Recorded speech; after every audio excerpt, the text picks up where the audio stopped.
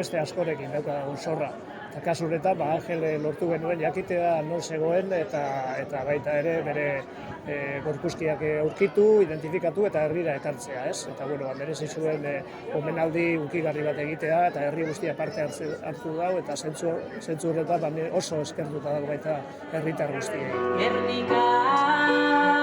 Orain gorpuzkiak familiak jasotzen ditu eta beraiek hemengo Arrankudiako udal hilarrian daukaten nitxo baten Angel bere anaiarekin batera jarriko dute, hilobiratuko da eta hori egingo daia familiak egingo duen kontu bat izan da, udala eta familiaren artean holako konvokatoria publikorik gabe egingo da.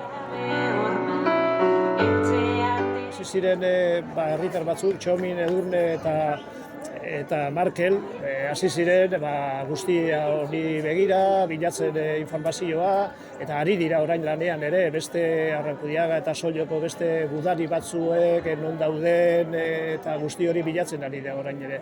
Eta kasu honetan agiri batera agertzen zen nola, baina hori zen fusilatua izan zela, eta hortik ari horri tiraka, jarri ziren kontatua, baina horitzeko talde memorialistarekin, horiek izugarrizko lana egiten ari dira, eta horiek zeukaten hor informazioa, eta bazekiten horko, baina horitzeko hilerriko 7. fosa komunean zegoela Angel, eta heldu daia momentua 7. fosa hori zabaltzeko, paso den urtean, eta azkenean aurkitu eta identifikatu egin da.